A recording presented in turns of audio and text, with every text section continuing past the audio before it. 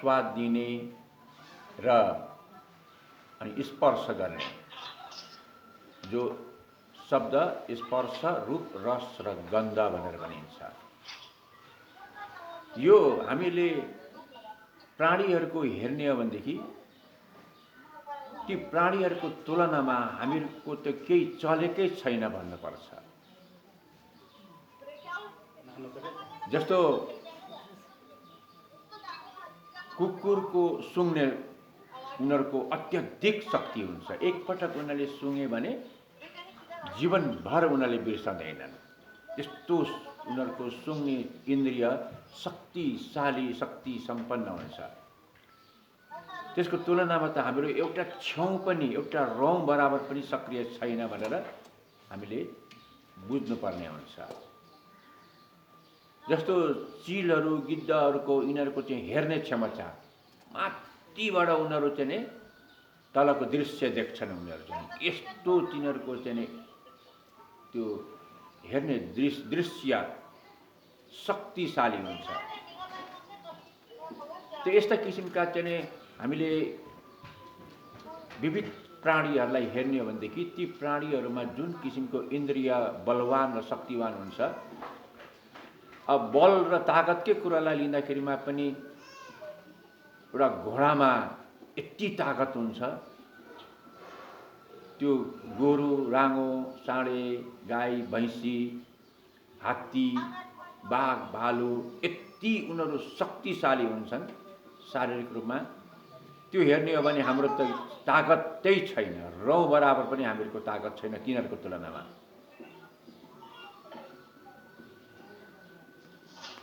यो किन? तर हामी प्राणीहरूमा सर्वश्रेष्ठ प्राणी भन्छौँ मानिसलाई चाहिँ, जसलाई हामीले जनावर भन्छौँ, पशु भन्छौँ। यिनीहरू केही जान्दैनन् केही बुझ्दैनन् भनेर हामी हेय दृष्टिले हेर्छौँ हामीहरू। जबकि हामीहरूको तुलनामा उनीहरूको इन्द्रियहरू निकै शक्तिशाली अत्यन्त शक्ति सम्पन्न भएको देखिन्छ। जबकि हामी अत्यन्त चतुर र चलाक छौँ,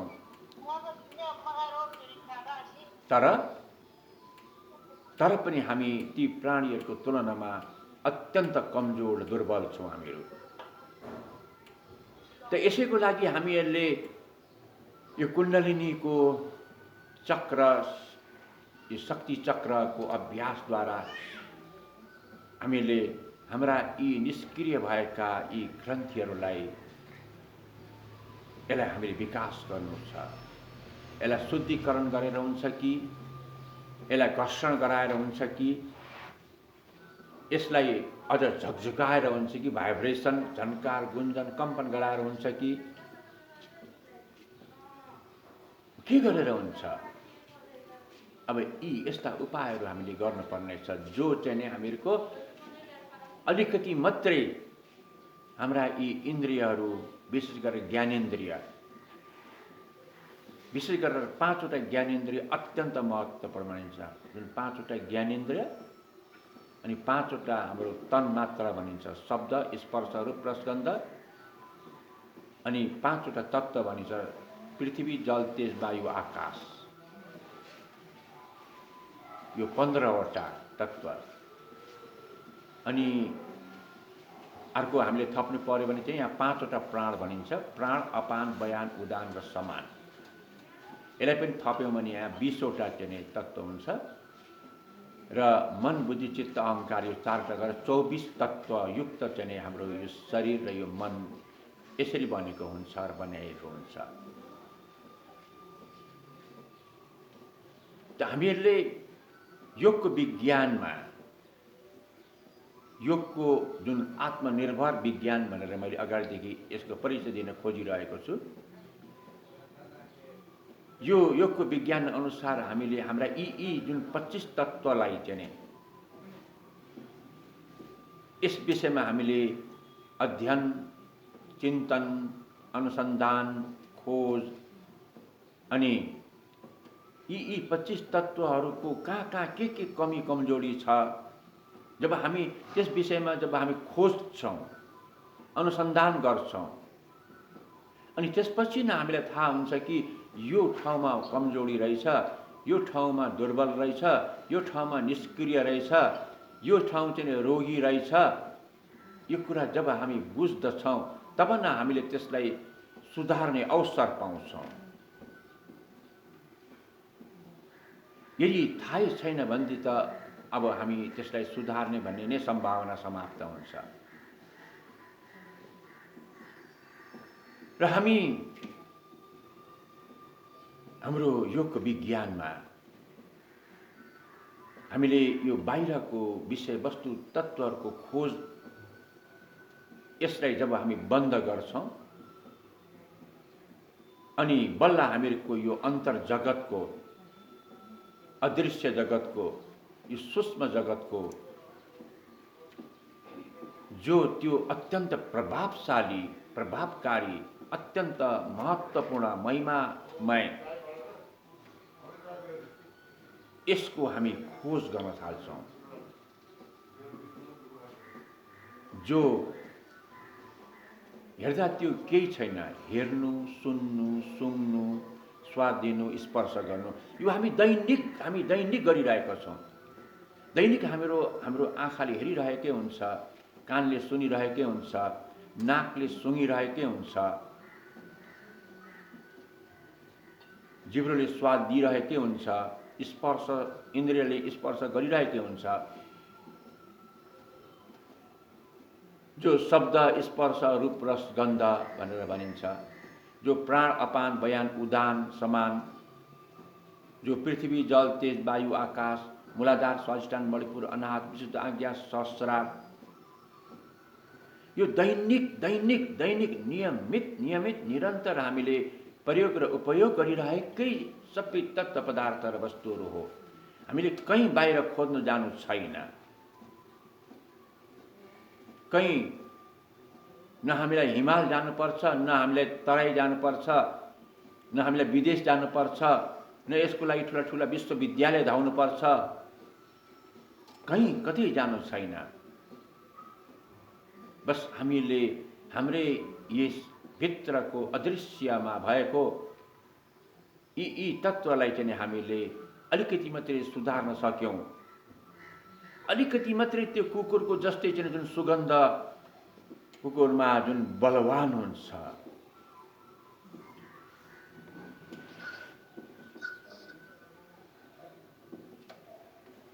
हेर्ने क्षमता, सुन्ने क्षमता, स्वाद दिने त्यो हाम्रो चाहिँ क्षमता, स्पर्श गर्ने क्षमता,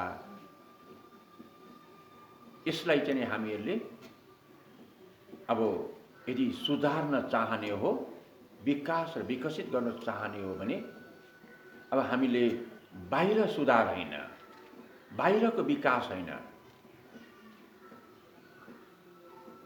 बाहिर दृश्य जतिसुकै सुन्दर बनाऊ हामीले, बाहिर सुगन्धलाई जतिसुकै सुगन्ध हामी चाहिँ यस्ता निर्माण गरौँ, बाहिर मिठो ध्वनिहरूको निर्माण गरौँ, एकदम यस्तो 84 व्यञ्जन चाहिँ भोजन तयारी गरौँ, मिठो भन्दा मिठो, र स्पर्शको पनि यस्तो स्पर्श हामी तयारी गरौँ। तर ती बाहिरका जति पनि चाहिँ यी जो जे छन् यो परनिर्भरता हो।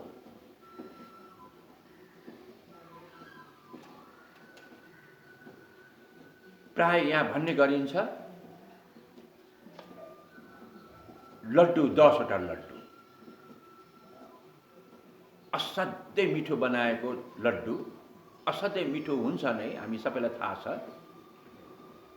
तर 1 नम्बरको लड्डु असाध्यै मिठो हुन्छ, 2 नम्बरको पनि मिठो हुन्छ, 3 नम्बरको पनि मिठो हुन्छ, 4 नम्बर पछि अब अलिकति नमिठो हुन सुरु हुन्छ। 5 नम्बर पछि त अब त भन्ने जस्तो हुन्छ। 6 नम्बर पछि त अब त्यही लड्डु नखाउँ जस्तो लाग्न थाल्छ। 7 नम्बर पछि त त्यही लड्डु तितो हुन थाल्छ। अब 8 नम्बर पछि त्यही लड्डु त वाक गर्न थाल्छ। अब चाहिँ अब 9 नम्बर पुग्दाखेरि मात्र त्यही लड्डु चाहिँ अब त्यो रोगको कारण बनिन्छ, एलर्जी बनिन्छ। 10 नम्बरको लड्डुले त मान्छेलाई भिटामिनै गराइदिन्छ। लड्डु त्यही हो। त्यो 1 नम्बरको लड्डुदेखि लिएर 10 नम्बरको लड्डुमा एउटै सामग्री राखेर बनाइएको हुन्छ, बनाएको छ। तर 1 नम्बर खाँदाखेरिमा यति मिठो थियो, यति मिठो थियो, 2-3 नम्बरसम्म पनि असाध्यै मिठो स्वाद हामीले पाउँछौँ। जब त्यो 9-10 नम्बरको लड्डुमा पुग्दाखेरिमा त ओहो, त्यसले त आपत्तै पारिदिन्छ। भागौँ भागौँ भागौँ भागौँ, कसरी यसबाट छुटकारा पाऊँ भन्ने त्यस्तो चाहिँ बनिदिन्छ। यो बाहिर भौतिक जगतमा भएका चाहिँ यावत प्राप्तिहरू यस्तै हुन्, सबै यस्तै हुन्, सबै यस्तै हुन्।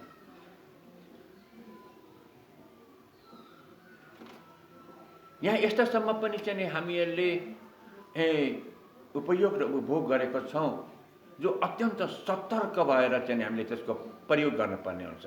अलिकति त्यहाँ सतर्क भएन भनेदेखि अब यही हामीहरूको लागि चाहिँ वितृष्णा भनिन्छ।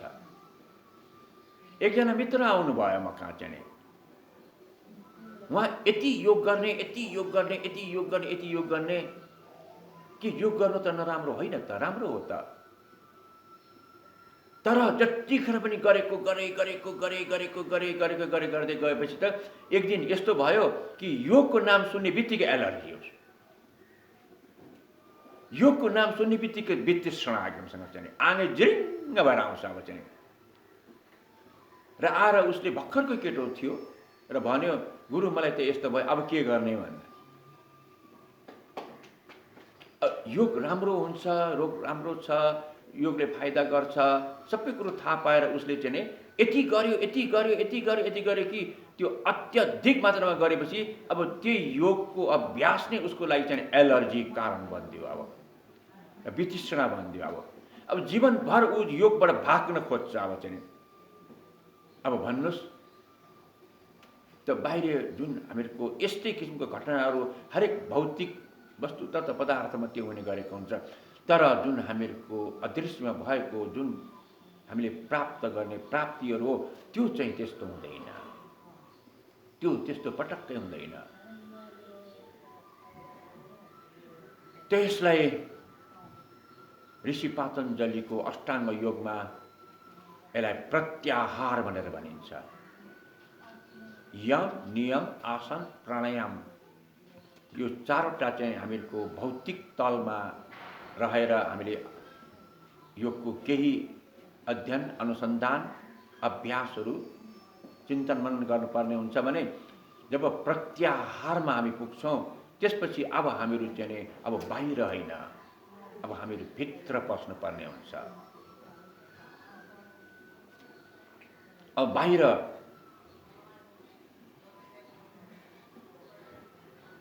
भन्दा कैयौँ गुना त्यो भित्र अत्यन्त अत्यन्त हामी कल्पनै गर्न सक्दैनौँ त्यस्तो चाहिँ कहाँ 1 र चाहिँ कहाँ 1 लाख 1 करोड जस्तै चाहिँ त्यति धरती र आकाशको फरक हामी पाउन सक्छौँ।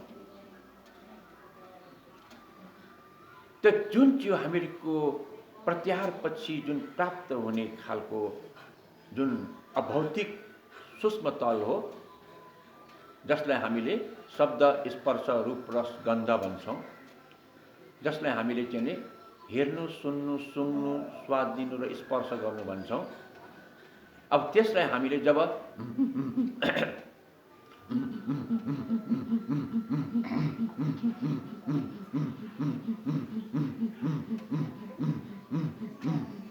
यो माथि आज्ञा चक्रमा, अनि हाम्रो यो कण्ठमा, अनि हाम्रो यो हृदयमा,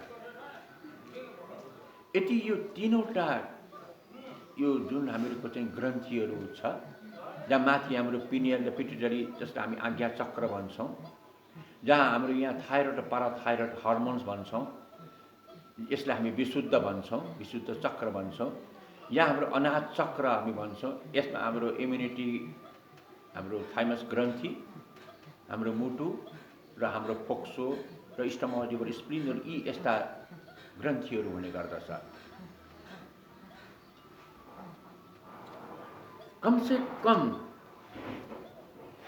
यो तीनवटा हामी सुरुमा त 5 मिनट मात्रै भनेर यहाँ जुन भन्दै आएको थियो र भन्दै हामी त्यसको अभ्यास पनि गरिरहेका थियौँ। अब चाहिँ हामीले के गर्ने त भन्दाखेरिमा 5 मिनट यो आज्ञाको लागि, 5 मिनट थाइरोइडको लागि, यो विशुद्धको लागि, 5 मिनट अब यो चाहिँ हाम्रो इम्युनिटी पावरको लागि। अब 15 मिनट हामी चाहिँ भस्त्रिका चाहिँ यहाँ प्रयोग गर्ने कोसिस गरौँ। अब यस सुरुमा हामीले 5-5 मिनट सकेनौँ भने हामी 2-2 मिनट दिउँ। यसलाई 2 मिनट, यसलाई 2 मिनट, यसलाई 2 मिनट, यसरी चाहिँ र यति हामी पक्कै गर्न सक्छौँ र कोसिस गरौँ। हामी चाहिँ पहिला यहाँ माथि आज्ञा चक्रमा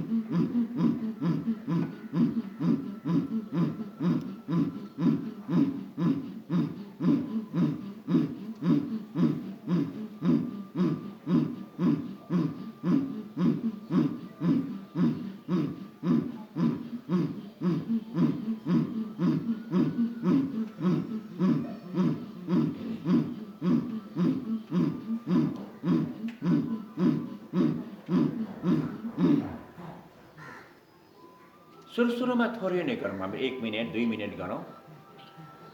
जब हामी यो आज्ञा चक्रमा हामी भस्त्रिका गर्छौँ कमसेकम 2 मिनट, 1 देखि 2 मिनट त्यति मात्रै गऱ्यौँ भने नि हामीहरूको त्यो सुन्ने क्षमता र हेर्ने क्षमता र सुन्ने क्षमतालाई यसले प्रशस्त मात्रामा यसले विकास गर्दछ।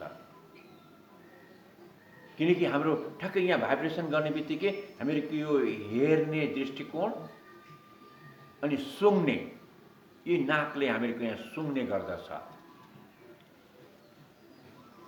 अनि सुन्ने ठ्याक्कै यी कानले सुन्ने गर्दछ। अहिले हामीहरूले यहाँ चाहिँ निकै जुन सुन्ने एउटा सशक्त शक्तिशाली चाहिँ हाम्रो क्षमता हो त्यो अहिले हामीले गुमाइरहेका छौँ। त्यसको विषयमा हामीलाई अहिलेसम्म अलिकति पनि ज्ञात नै छैन। हामी कतिसम्म सुन्न सक्छौँ, कसरी सुन्न सक्छौँ। एउटा विद्यार्थीले त्यो सुन्ने क्षमताको विषयमा अलिकति विकास गर्यो भनेदेखि एकपटक उसले सुनेपछि दोस्रो पटक उसलाई सुन्न नै पर्दैन।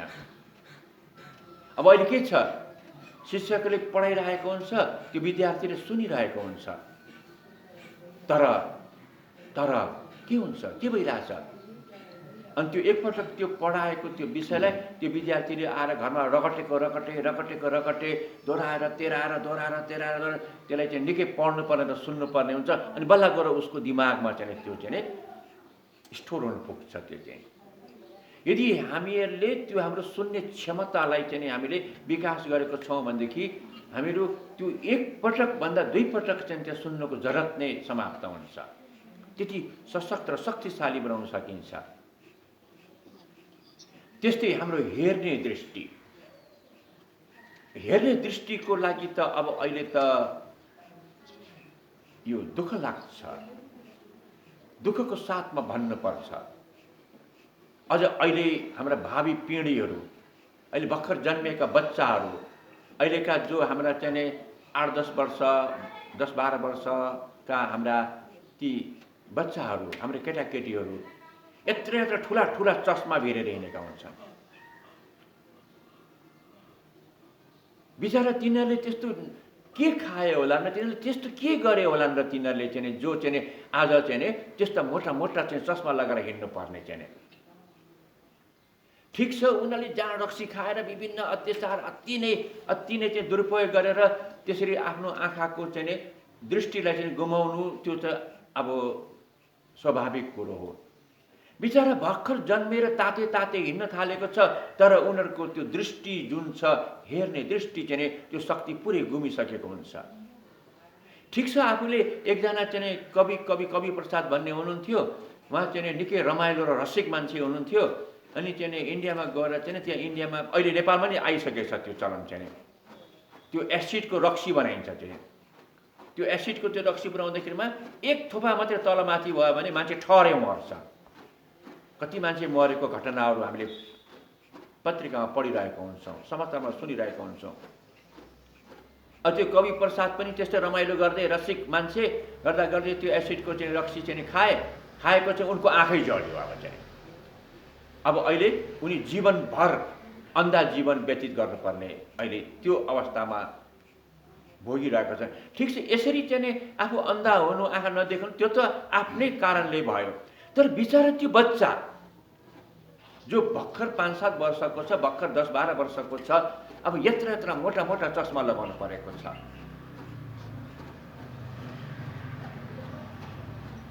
त यो जब बाउ आमाको नै चाहिँ हेर्ने दृष्टिकोणमा नै चाहिँ एकदमै क्षय र क्षति छ भने अब तिनीहरूबाट जन्मेको बच्चाको त के हुन्छ त हालत चाहिँ अवस्था।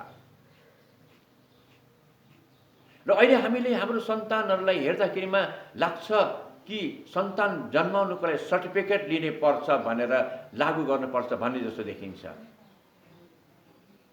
जब रोगी चाहिँ बच्चा जन्माउँछ भनेदेखि त्यो रोगी बच्चा जन्माउनु चाहिँ त्यो बाउ आमा नै अपराधी हुन् तिनीहरू चाहिँ। त्यस्तोलाई त यदि रोगी बच्चा जन्माउनेवाला छ, जन्मिनेवाला छ भने तिनीहरूलाई लाइसेन्स नै दिनुहुन्न बच्चा जन्माउनलाई। के अधिकार तिनीहरूलाई? एक दिन यो नियम लागू हुन सक्छ, एक दिन चाहिँ हुन सक्छ यो चाहिँ। भला अहिले यस विषयमा केही चिन्तन र यस विषयमा कुनै पनि सोच बनेको छैन अहिले। त्यो बिचरा चाहिँ अब जन्मिँदैखेरिमा एउटा बच्चा त जन्मिँदैखेरिमा चाहिँ मुटुको एउटा बहल नै छैन, अब चाहिँ वाल परिरहेको छ। हेर त बिचरा भर्खर जन्मिएको छ। एउटा बच्चा यहाँ चाहिँ लिएर आयो उपचार गर्नलाई भनेर, त्यो जन्मिँदैमा ऊ शुष्क मनस्थिति छ अब चाहिँ। अनि सासू र चाहिँ बुहारीबाट त्यो डराइ लुकी आएका थिए र उनीहरूले भन्दै थिए कि यसको बाउले थाहा पायो भने त मारिहाल्छ। ऊ लागु पदार्थ पनि खाँदो रहेछ, रक्सी पनि खाँदो रहेछ, महामूर्ख रहेछ। अब त्यस्तो लागु पदार्थ रक्सी खाएर जन्माएको बच्चाको हालत के हुन्छ त अब चाहिँ? त्यस्तो बच्चा जन्माउनु दिने कि नदिने त? जन्माउने कि नजन्माउने त? यहाँ अधिकांश दम्पतिहरूले रमाइलो गर्दा फुत्त बच्चा जन्मिन्छ। यहाँ बच्चा एउटा बनाउँछु, असल बनाउँछु, राम्रो बनाउँछु भनेर त्यो कसरी पनि योजनाबद्ध कसले बनाएको छ र यहाँ? किनकि यो शिक्षा त यहाँ एउटा योगको शिक्षामा बाहेक, योगमा चाहिँ अहिले होइन पहिलेदेखि पनि यहाँ 5 पाण्डव कसरी जन्माइयो, द्रौपदी कसरी जन्माइयो, त्यो हिरण्यकशिपु त्यो राक्षस भएर पनि चाहिँ उनकी श्रीमती कयादुले चाहिँ कसरी चाहिँ त्यो चाहिँ बाउ चाहिँ नारायणको विरोधी, छोरो चाहिँ नारायणको भक्त जन्माइन्। त्यो कयादुले चाहिँ कसरी जन्माइन्? पहिला यस्ता विज्ञानहरू चाहिँ प्रयोग भएको थियो, घटनाहरू अहिले हामीले पुराणमा पढ्यौँ भनेदेखि त्यो हामी पढ्न पर्छ। त्यो ऊ जमानामा यस्तो विज्ञान प्रयोग भएको देखिन्छ योगमा। तर आज हामी आएर निकै चाहिँ 21औं शताब्दीको निकै विकसित विज्ञानको चरम उचाइमा पुगेको अवस्थाका चाहिँ हामी मानिसहरू भन्छौँ, सभ्य मानिस भन्छौँ, प्रगतिशील मानिस भन्छौँ हामीहरू। तर हाम्रा बच्चाहरू चाहिँ सबै चाहिँ यहाँ 95 लिएर 85% रोगै रोग लिएर जन्मिएको हुन्छ, जन्माएको हुन्छ हामीले। त हामी अलिकति यो गरेर हेरौँ त, भस्त्रीका यो आज्ञा चक्रमा हामीले यसरी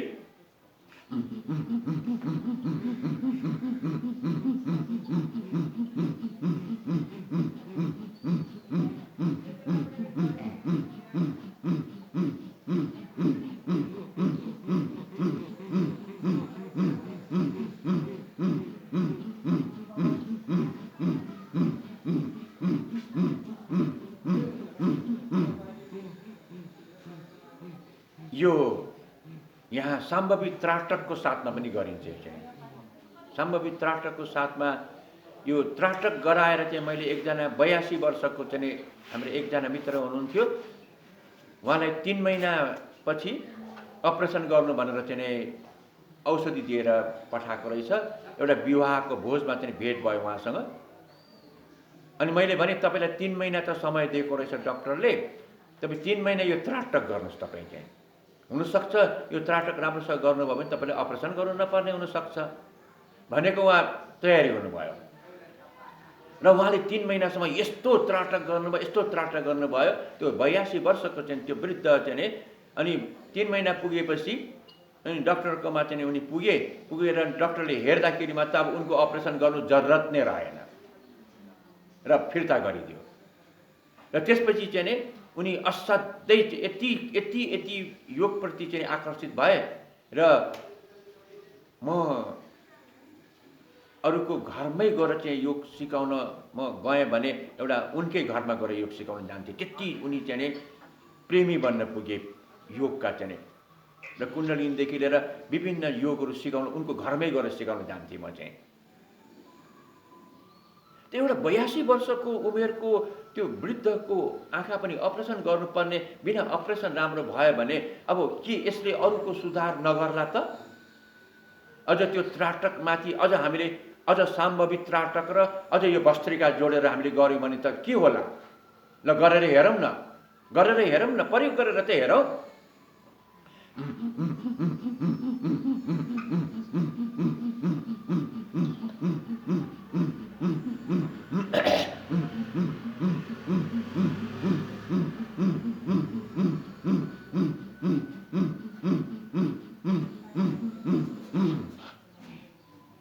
त्यो हेर्ने क्षमता,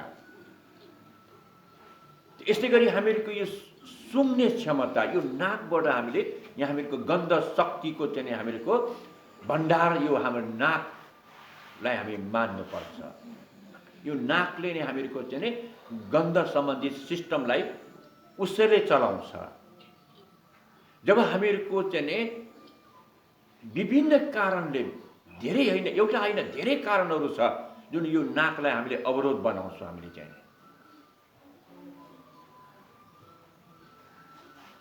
जब हामी एकदम चिल्लो पिरो अमिलो रुखो व्यवहार बोली आक्रामक शैलीको हामी यस्तो चाहिँ हामीले चाहिँ कर्म गऱ्यौँ भनेदेखि अब हाम्रो दाहिने नाकको पाल एकदम छिटो चाहिँ बिग्रिन पुग्छ।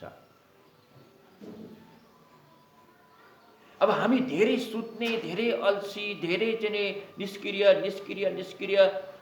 त्यस्तो चाहिँ हामी स्वभाव र धेरै चिसो खाने एकदम यस्तो चाहिँ हामीले चाहिँ अभ्यस्त हुँदै गयौँ भने अब हाम्रो देब्रे नाक चाहिँ हामीहरूको चाहिँ निष्क्रिय हुँदै जान्छ। जब यो नाकले चाहिँ ठिकसँग चाहिँ अक्सिजन लिन सक्दैन, यो नाकले जब ठिकसँग चाहिँ कार्बन टक्सिनहरू निकाल्न सक्दैन भने जस्तो हामी एउटा अन्दाज गरौँ, कल्पना गरौँ, जब रुगा लाग्दाखेरिमा हामीहरूको नाक बन्द हुन्छ।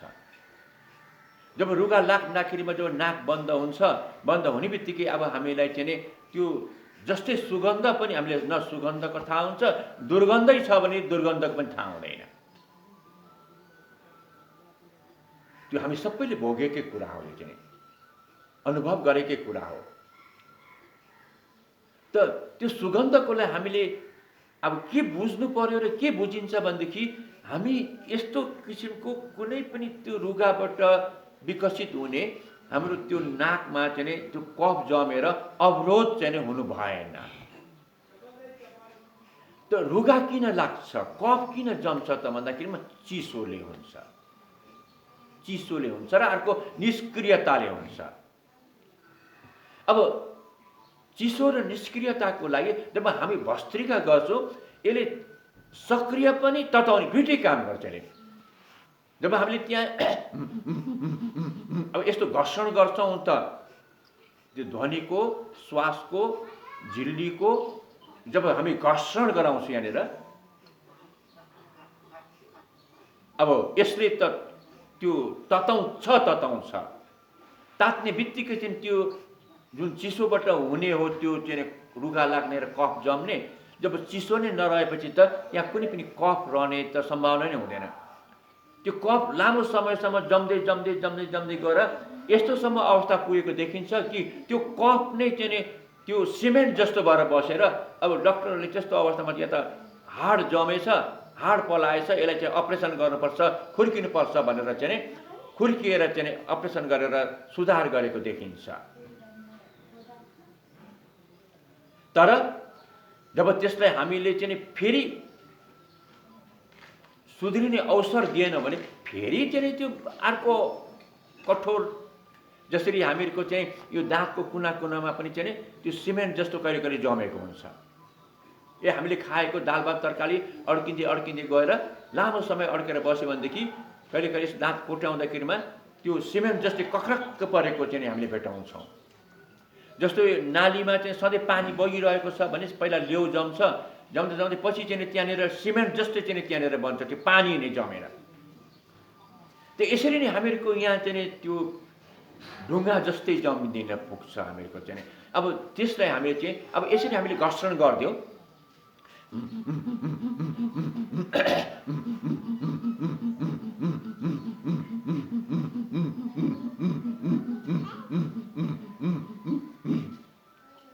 एकजना मित्र चाहिँ आउनुभयो, उहाँले चाहिँ 30 वर्षदेखिको मैले कुनै गन्ध नै मैले चाहिँ केही चिजको गन्ध कुनै पाउँदैन थिएँ। अब आज आएर चाहिँ मैले गन्ध पाउन थालेँ। मैले चाहिँ फ्रिजको कुनै पनि चिज चाहिँ छुन्नै हुँदैन थियो, अहिले फ्रिजको चाहिँ चिसो चाहिँ खाँदाखेरि मलाई अहिले केही फरक नपर्ने भयो भनेर चाहिँ आएर मलाई चाहिँ बडा खुसी व्यक्त गर्नुभयो उहाँले। यही चाहिँ चन्द्र सूर्य कपालभाती र यो भस्त्रिका चाहिँ अलिकति केही गर्नुभएको थियो, बस उहाँको चाहिँ 30 वर्ष पुरानो चाहिँ त्यो ब्लकेजहरू खुल्यो। अब यो चाहिँ त गर्नुहोस्, अभ्यास गर्नुहोस्।